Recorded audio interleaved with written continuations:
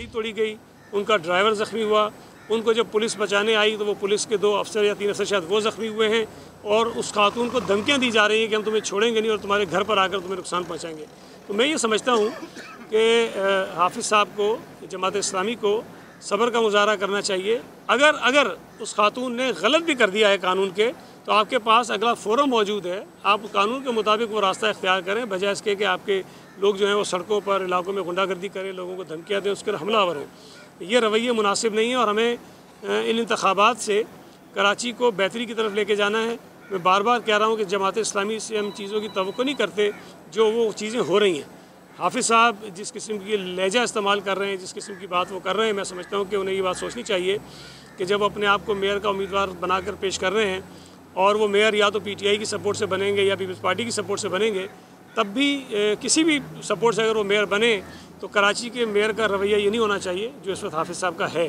तो आज मैं तवक्को करता हूँ कि चूँकि इलेक्शन कमीशन ने उन 6 हलकों के मुतल्लिक नोटिस भी लिया है, हेयरिंग के लिए तारीख भी फिक्स कर दी है, जो मुतल्लिका ऑफिसर्स थे उनको बुला भी लिया है, तो अब मेरा ख्याल है कि उस पर मज़ीद बात करने की कोई ज़रूरत नहीं है, उनको एहतजाज करने की ज़रूरत नहीं है, वो करें। जहाँ तक ATC की जो आपने बात की PTI के रहनुमाओं के ख़िलाफ़, तो वो वीडियो फुटेजेस मौजूद हैं कि जिस अंदाज़ में जो दहशतगर्दी डिप्टी कमिश्नर ऑफिस में PTI के गुंडों ने की है, उस पर तो मैं समझता हूँ कि कार्रवाई होनी चाहिए। ये तो कोई तरीका नहीं है। और ये भी बता दूँ कि जमात इस्लामी के जिन लोगों ने ये काम किया उन पर भी FIR हुई है। अगर कहीं और पीपल्स पार्टी के लोग करेंगे उन पर भी FIR होगी, लेकिन एहतजाज पुरअमन करने का हक़ सबको है, गुंडागर्दी करने का हक़ किसी को भी नहीं है। जो भी करेगा उसके खिलाफ कार्रवाई कानून के मुताबिक होगी। अच्छा, अभी भी प्रेस कॉन्फ्रेंस की है हाफिज़ नईम और सुलेमान ने, उनको बज़ें दें कि उन्हीं की जमात नंबर 1 है।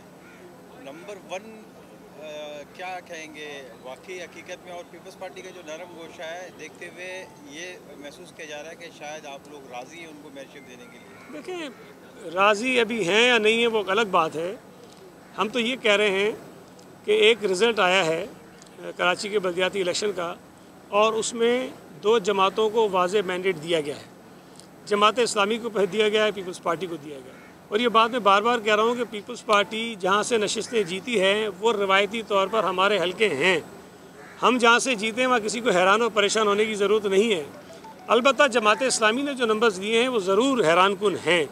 अब इतने नंबर लेने के बाद भी वो इसलिए मुतमईन नहीं है कि उन्हें जो रिक्वायर्ड नंबर था मेयर कराची के लिए वो नहीं मिल सका।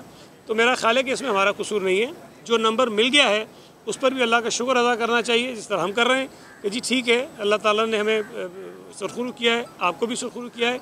अब जो नतीजा आ गया है उस पर बैठकर बातचीत करें कि कराची में मेयर के लिए, डिप्टी मेयर के लिए, टाउन्स में चेयरमैन के लिए इस मामले को आगे कैसे बढ़ाया जा सकता है। मैं बार बार कह रहा हूँ कि आपको जहाँ जहाँ एतराज़ात हैं उन एतराज़ात को आप कानून के मुताबिक मुतल्लिका फोरम्स पर उठाइए, ये आपका हक़ है। हम आपको नहीं रोकेंगे। अब बातचीत भी आप करेंगे तब भी हम आपको नहीं रोकेंगे। अगर कहीं किसी बात पे आप हमें सपोर्ट करते हैं, हाँ, ना हम आपको रोकेंगे, अगर हम आपको सपोर्ट करते हैं ना तब हम आपको रोकेंगे। जो कानूनी मराहिल हैं, जिस उम्मीदवार को शिकायत है उसका ये इख्तियार है कि वो अपना रास्ता इख्तियार करे, कानून का रास्ता इख्तियार करे, इलेक्शन कमीशन के पास जाए। लेकिन मैं ये समझता हूँ कि इन तमाम इख्तलाफात के बावजूद जिन जिन इलाकों में है, डायलॉग जो है वो बेहतर रास्ता है, बातचीत बेहतर हल है तमाम चीज़ों का। जो भी मुश्किलात हैं, मसाइल हैं, अगर हम बातचीत करेंगे तो उसका रास्ता निकल आएगा। अगर हम सड़कों पर लड़ते रहेंगे तो ये जो शहर के अंदर सूरत हाल पैदा हो रही है ये ज़्यादा ख़राब होगी। आपने देखा कि कल पाकिस्तान पीपल्स पार्टी के उम्मीदवारों के जो हिमायती थे वो भी कई जगहों पे निकले हैं। हम ये नहीं चाहते, हमारी मर्ज़ी से नहीं निकले। मैंने खुद रात भी बात की अपने लोगों से और उन्हें कहा है कि अपने कारकुनों को कंट्रोल में रखें। ये मौका PTI को नहीं मिलना चाहिए जो चाहती है कि पूरे सूबे में, पूरे मुल्क में, पूरे शहर में इंतशार फैले, और उस इंतशार की साजिश का शिकार हमको नहीं होना चाहिए। मैं गुजारिश करूँगा जमात इस्लामी से कि वो भी मांझे और बैठ कर बातचीत के ज़रिए मसले हल करने की कोशिश करें। जो माशी सूरत हाल है वो काफ़ी ख़राब है और उसका सारा क्रेडिट जो है वो अक्सर मुखालफिन आपके या जो इत्तेहादी हुकूमत है उसके ऊपर देते हैं। अब अगर इसी सूरत हाल में इलेक्शन होती है तो आपको क्या लगता है कितना % लोग जो है आपके ऊपर ट्रस्ट करेंगे? देखिए, पहली बात यह है कि मुल्क की जो माशी सूरत हाल है उसकी बर्बादी की ज़िम्मेदार PTI है। और ये बात मतलब मेरे कहने से ना कहने से फ़र्क नहीं पड़ता, इसलिए कि जब इमरान खान की हुकूमत थी तो ये आप सबको पता है कि माशी बहरान आने का सिलसिला शुरू हो गया था।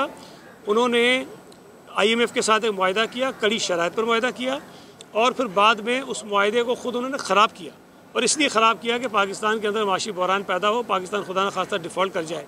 तो वो सिलसिला उससे शुरू हुआ है। मौजूदा हुकूमत ने तो कोशिश की है कि हम उस क्राइसिस से निकल सकें, लेकिन अगर इमरान खान फिर भी अदम इस्तेहकाम की सूरत हाल पैदा करने की साजिशों में मसरूफ़ रहेगा और वो करता रहेगा जो पाकिस्तान के दुश्मन ममालिक चाहते हैं और उनके जो मकासद हैं दुश्मनों के, उसको पूरा करने के अंदर इमरान खान आगे जाएगा, पाकिस्तान की इस्टेब्लिशमेंट को, पाकिस्तान की फ़ौज को, पाकिस्तान की अदलिया को, पाकिस्तान की इलेक्शन कमीशन को, पाकिस्तान की पार्लियामेंट को, पाकिस्तान की मीडिया को, पाकिस्तान के माशरे को वो तबाह करने के मिशन पर अगर चलता रहेगा तो ये क्राइसिस मैं नहीं समझता हूँ कि जल्दी ख़त्म होंगे।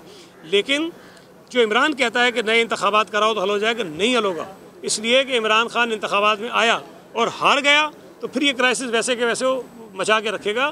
तो इमरान खान की नज़र में मसले का हल ये है कि उसको वज़ीर-ए-आज़म बना के बिठाओ और सारी की सारी इस्टेब्लिशमेंट जो है उसकी वो सारी मुलाजमतें करे, टाइगर फोर्स बन के उसके सारे अहकामात पर अमल करवाए, मीडिया जो है उसके लिए गुड़ी गुड़ी कहे और कोई उसके खिलाफ तनकीद ना करे, सुप्रीम कोर्ट जो है उसके हक़ में फ़ैसले दे, इलेक्शन कमीशन उसकी मर्ज़ी के मुताबिक चले, तब जाकर इमरान खान की मंतक के मुताबिक मुल्क में इस्तेहकाम आएगा। अदरवाइज़ जो है इस मुल्क में इमरान जो फितना है, फसाद है, साजिशी है, मुल्क दुश्मन है, सबसे बड़ा सिक्योरिटी थ्रेट है, उसके डर से अगर हम ये चीज़ें करेंगे तो मुल्क किसी सीधे रास्ते पर नहीं जाएगा। सर, आप पार्लियामानी सियासत को बहुत जानते हैं, आपको पता भी है कि जब ये बात कही कि जी प्राइम मिनिस्टर के खिलाफ जो अदम एतमाद आते तो उन्होंने वापस दोबारा पीटीआई ने कोशिश की हम पार्लियामेंट में जाते हैं और फिर 35 जब उनके इस्तीफे मंजूर है, अब वो कह रहे हैं हम इसको इस मंजूरी को भी चैलेंज करेंगे सुप्रीम कोर्ट में। इसके बारे में यार देखें, ये सारे चवल हैं। मैं हमेशा कहता हूँ इमरान खान के पास कोई पॉलिटिकल विजडम नहीं है, बेवकूफ़ आदमी है, जहनी तौर पर मफलूज आदमी है। वो बैठे बैठे कोई चीज़ सोचता है और कहता है मैंने ये करना है और फिर परेशान हो जाता है कि इसमें अमल कैसे करूँगा। तो वो कभी कहते हैं इस्तीफ़े दिए, फिर जब इस्तीफ़े कबूल होते हैं तो अदालतों में चले आते हैं क्यों कबूल हो गए। तो ये ड्रामेबाजी वो करते रहेंगे, हमें इस परेशानी में नहीं जाना चाहिए। स्पीकर साहब ने कानून के मुताबिक जो उनका इख्तियार है उसको इस्तेमाल किया है, ये चैलेंज करने जाएंगे भी। तो मेरा ये ख्याल है अगर अदालतों ने कोई फिर फेवर देने की कोशिश को नहीं की तो इनके इस्तीफ़े किसी सूरत में वापस नहीं हो सकते। इमरान खान को चाहिए कि इलेक्शन करीब करीब हैं, पाकिस्तान में 266 कौमी असम्बली के हल्के हैं, वहाँ एक एक चक्कर लगा ले, क्योंकि अगले इलेक्शन में उसको 266 हल्कों से इलेक्शन लड़ना है। Thank you. जमात इस्लामी को आपने कोई ऑफर की है लोकल गवर्नमेंट फॉर्मिंग के लिए? सुनने में आ रहा है नहीं, ओहदे की तो कोई ऑफर नहीं की, बातचीत की ऑफर तो रोज़ाना कर रहे हैं। अच्छा। और जब बैठ के वो बातचीत करेंगे तभी बात आगे बढ़ेगी। अच्छा, कल आपने नहीं, वो तो एक ही MMA का वो है बंदा असेंबली के अंदर, तो ऐसी कोई इत्तला मेरे इल्म में नहीं है। अगर वहाँ से फैलाई जा रही तो मुझे नहीं पता। कल आपने रिश्ता भेजने की बात की थी तो वज़ीर आला हसन ने एक फ़ोन भी किया था, क्या वो रिश्ते के लिए था या किसी और मकसद के लिए फ़ोन था? नहीं, उनको इसलिए था कि अगर आपने रिश्ता भेजना है तो ये बदतमीज़ी बंद करो।